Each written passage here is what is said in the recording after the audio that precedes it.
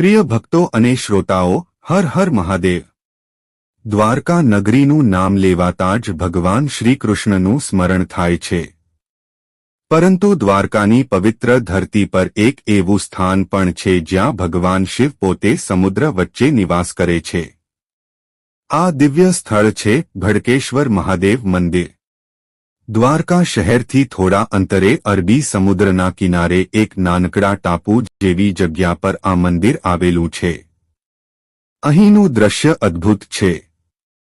જ્યારે સમુદ્રમાં ભાટું લો ટાઇડ હોય ત્યારે ભક્તો સરળતાથી મંદિર સુધી પહોંચી શકે છે, પરંતુ જ્યારે ભરતી હાઈ ટાઇડ આવે છે ત્યારે આખું મંદિર સમુદ્રના પાણીથી ઘેરાઈ જાય છે। એવું લાગે કે જાણે સમુદ્ર પોતે ભગવાન શિવનું અભિષેક કરી રહ્યો હોય। આ મંદિર સાથે એક અતિ રસપ્રદ અને પૌરાણિક કથા જોડાયેલી છે। કહેવાય છે કે હજારો વર્ષ પહેલા જ્યારે દ્વારકા શહેર ભગવાન શ્રીકૃષ્ણના રાજમાં ખૂબ સમૃદ્ધ હતું, ત્યારે સમુદ્ર કિનારે એક ગરીબ પરંતુ ભક્તિમાન ગાયવાળો રહેતો હતો। તે દરરોજ પોતાની ગાયો ચરાવવા માટે સમુદ્ર કિનારે લાવતો। એ માણસ ખૂબ સીધો અને ભગવાન શિવનો અનન્ય ભક્ત હતો। તેની પાસે મોટું મંદિર બનાવવા માટે પૈસા નહોતા, પરંતુ તેની ભક્તિ ખૂબ ઊંડી હતી। એક દિવસ જ્યારે તે ગાયો ચરાવી રહ્યો હતો ત્યારે તેણે એક અદ્ભુત દ્રશ્ય જોયું। તેની એક ગાય દરરોજ સમુદ્ર કિનારે આવેલા એક પથ્થર પાસે જઈને ઊભી રહેતી અને તેની થનમાંથી આપોઆપ દૂધ વહેવા લાગતું। ગાયવાળો આ જોઈને આશ્ચર્યમાં પડી ગયો। તેણે વિચાર્યું, આ તો કોઈ સામાન્ય પથ્થર નથી, અહીં જરૂર કોઈ દિવ્ય શક્તિ હશે। તે રાત્રે ગાયવાળાને સ્વપ્ન આવ્યું। સ્વપ્નમાં ભગવાન શિવ પ્રગટ થયા અને કહ્યું, બેટા, જે પથ્થર પાસે તારી ગાય દૂધ વહાવે છે ત્યાં હું સ્વયં શિવલિંગ રૂપે પ્રગટ થયો છું। ત્યાં મારી પૂજા શરૂ કર। સવાર થતાં જ ગાયવાળાએ ગામના લોકોને આ વાત કહી। લોકો ત્યાં ગયા અને જમીન ખોદવા લાગ્યા। થોડું ખોદતાં જ તેમને એક પ્રાચીન શિવલિંગ મળ્યું। બધા લોકો આશ્ચર્યમાં પડી ગયા। તેઓએ સમજ્યું કે આ તો ભગવાન શિવનું પ્રગટ સ્થાન છે। લોકોએ ત્યાં નાનું મંદિર બનાવ્યું અને ભગવાન શિવની પૂજા શરૂ કરી। ધીમે ધીમે આ સ્થાનની મહિમા દૂર દૂર સુધી ફેલાઈ ગઈ। ભક્તો અહીં આવવા લાગ્યા અને ભગવાન શિવને પ્રાર્થના કરવા લાગ્યા। સમય જતાં આ મંદિરનું નામ પડ્યું ભડકેશ્વર મહાદેવ। કહેવાય છે કે આ સ્થાન એટલું પવિત્ર છે કે અહીં ભગવાન શિવ સમુદ્રના દેવતા સાથે મળીને દ્વારકા નગરીની રક્ષા કરે છે। તેથી જ જ્યારે સમુદ્રમાં ભરતી આવે છે ત્યારે પાણી મંદિર સુધી આવી જાય છે અને શિવલિંગનું કુદરતી અભિષેક થાય છે। આ દ્રશ્ય અદ્ભુત હોય છે। ઊંચી લહેરો મંદિરની આસપાસ અથડાય છે અને જાણે ભગવાન શિવના ચરણોમાં નમન કરે છે। ઘણા ભક્તો કહે છે કે આ દ્રશ્ય જોઈને તેમને એવું લાગે છે કે સમુદ્ર પોતે ભગવાન શિવની આરતી કરી રહ્યો હોય। મહાશિવરાત્રિના દિવસે અહીં ખૂબ મોટો મેળો ભરાય છે। હજારો ભક્તો દૂર દૂરથી અહીં આવે છે। ભક્તો હર હર મહાદેવના જયઘોષ સાથે ભગવાન શિવને બેલપત્ર, દૂધ અને પાણી અર્પણ કરે છે। રાત્રે ભજન, કીર્તન અને આરતીથી આખું વાતાવરણ ભક્તિમય બની જાય છે। ભડકેશ્વર મહાદેવ માત્ર એક મંદિર નથી, તે ભક્તિ અને વિશ્વાસનું પ્રતીક છે। આ મંદિર આપણને શીખવે છે કે ભગવાન સુધી પહોંચવા માટે મોટી સંપત્તિ કે ભવ્ય મંદિરો જરૂરી નથી। સાચી ભક્તિ અને શુદ્ધ હૃદય પૂરતું છે। જે ગાયવાળો ગરીબ હતો, તેની પાસે કંઈ નહોતું, પરંતુ તેની ભક્તિએ ભગવાનને પ્રસન્ન કર્યા અને ભગવાન પોતે તેની પાસે પ્રગટ થયા। આ કથા આપણને કહે છે કે ભગવાન હંમેશા ભક્તના હૃદયમાં વસે છે। આજ પણ જ્યારે સૂર્યાસ્ત થાય છે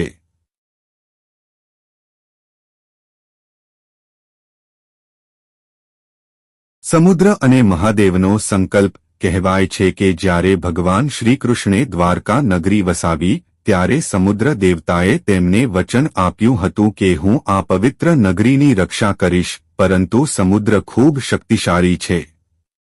તેની લહેરો ક્યારેક ખૂબ ઉગ્ર બની જાય છે. તેથી દેવતાઓએ વિચાર્યું કે દ્વારકાની સુરક્ષા માટે કોઈ દિવ્ય શક્તિ અહીં હોવી જોઈએ. એ સમયે ભગવાન શિવે કહ્યું, હું દ્વારકાના કિનારે રહીને આ પવિત્ર નગરીની રક્ષા કરીશ. અને એમ કહેવામાં આવે છે કે ભગવાન શિવ ભડકેશ્વર મહાદેવ સ્વરૂપે અહીં પ્રગટ થયા. તેથી આ મંદિર માત્ર પૂજાનું સ્થાન નથી, પરંતુ દ્વારકાનો રક્ષક મંદિર માનવામાં આવે છે. સમુદ્રનું કુદરતી અભિષેક. ભડકેશ્વર મહાદેવની સૌથી અદ્ભુત વાત એ છે કે અહીં સમુદ્ર પોતે ભગવાન શિવનું અભિષેક કરે છે. જ્યારે ભરતી આવે છે ત્યારે સમુદ્રની લહેરો મંદિર સુધી પહોંચે છે અને શિવલિંગને સ્પર્શ કરે છે. ભક્તો માને છે કે આ કોઈ સામાન્ય ઘટના નથી, પરંતુ ભગવાન શિવની એક દિવ્ય લીલા છે. લોકો કહે છે કે જ્યારે સમુદ્રની લહેરો શિવલિંગને સ્પર્શ કરે છે ત્યારે સમુદ્ર જાણે ભગવાન શિવને પ્રણામ કરે છે. એક સંતની ચમત્કારિક ઘટના. કહેવાય છે કે ઘણા વર્ષો પહેલા એક મહાન સંત દ્વારકા આવ્યા હતા. તેઓ દરરોજ ભડકેશ્વર મહાદેવના દર્શન કરવા જતા. એક દિવસ સમુદ્રમાં ભારે ભરતી આવી ગઈ. પાણી એટલું વધી ગયું કે મંદિર સુધી પહોંચવું અસંભવ બની ગયું. લોકોએ સંતને કહ્યું, આજે મંદિર જઈ શકાશે નહીં. પરંતુ સંતે કહ્યું, જો ભક્તિ સાચી હોય તો ભગવાન પોતે માર્ગ બનાવે છે.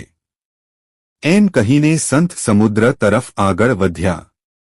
કહેવાય છે કે તે સમયે લહેરો થોડા સમય માટે શાંત થઈ ગઈ અને પાણીનો સ્તર થોડો નીચે ગયો. સંત સરળતાથી મંદિર સુધી પહોંચી ગયા અને ભગવાન શિવની પૂજા કરી. લોકોએ આ દ્રશ્ય જોઈને સમજ્યું કે ભક્તિની શક્તિ કેટલી મોટી હોય છે.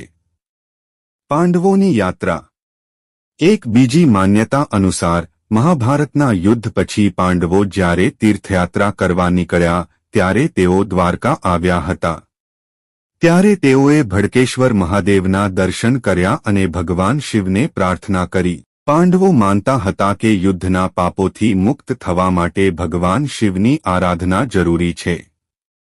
તેથી તેમણે અહીં શિવલિંગ પર ગંગાજળ અને બેલપત્ર અર્પણ કર્યા. સૂર્યાસ્તનું દિવ્ય દ્રશ્ય. ભડકેશ્વર મહાદેવનું એક દ્રશ્ય ખૂબ પ્રસિદ્ધ છે. સૂર્યાસ્ત. જ્યારે સાંજે સૂર્ય સમુદ્રમાં ધીમે ધીમે ડૂબે છે ત્યારે આકાશ લાલ અને સોનાના રંગમાં રંગાઈ જાય છે. સમુદ્રની લહેરો મંદિરની આસપાસ અથડાય છે અને ઘંટનો અવાજ ગુંજતો રહે છે. તે ક્ષણે એવું લાગે છે કે આખું બ્રહ્માંડ ભગવાન શિવની આરતી કરી રહ્યું હોય. ભક્તોનો વિશ્વાસ. સ્થાનિક લોકો માને છે કે જે ભક્ત ભડકેશ્વર મહાદેવ પાસે સચ્ચા હૃદયથી પ્રાર્થના કરે છે તેની મુશ્કેલીઓ ધીમે ધીમે દૂર થાય છે.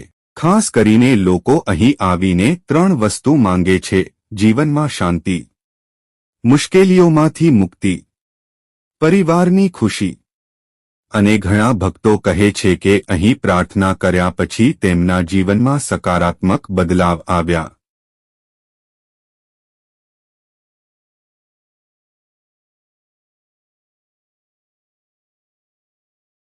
માછીમાર અને મહાદેવનો ચમત્કાર. ઘણા વર્ષો પહેલા દ્વારકાના કિનારે એક ગરીબ માછીમાર રહેતો હતો. તેનું નામ રામજી હતું. તે દરરોજ સમુદ્રમાં જઈને માછલી પકડીને પોતાનું ગુજરાન ચલાવતો. પરંતુ એક સમય એવો આવ્યો કે ઘણા દિવસો સુધી તેને માછલી મળતી જ નહોતી. ઘરમાં ખાવાનું પણ ઓછું પડી ગયું. પરિવાર ચિંતામાં હતો. એક દિવસ ખૂબ નિરાશ થઈને તે સમુદ્ર કિનારે બેઠો હતો. તેની નજર દૂર સમુદ્રમાં ઊભેલા ભડકેશ્વર મહાદેવના મંદિર પર પડી. તે મનમાં બોલ્યો, હે મહાદેવ, હું ગરીબ માણસ છું. મારી મદદ કરો. એમ કહીને તે મંદિરે ગયો અને શિવલિંગ પાસે માથું નમાવ્યું. તેણે કોઈ મોટી વસ્તુ માંગ્યા વગર માત્ર એટલું કહ્યું, મારા પરિવારને ભૂખથી બચાવો. તે દિવસ પછી અદ્ભુત ઘટના બની. જ્યારે તે ફરી સમુદ્રમાં ગયો ત્યારે તેની જાળમાં પહેલા કરતાં ઘણું વધુ માછલી મળવા લાગી. થોડા સમયમાં તેની સ્થિતિ સુધરી ગઈ. તે માહીમારે સમજી લીધું કે આ ભગવાન શિવની કૃપા છે. ત્યારથી તેણે દર અઠવાડિયે ભડકેશ્વર મહાદેવ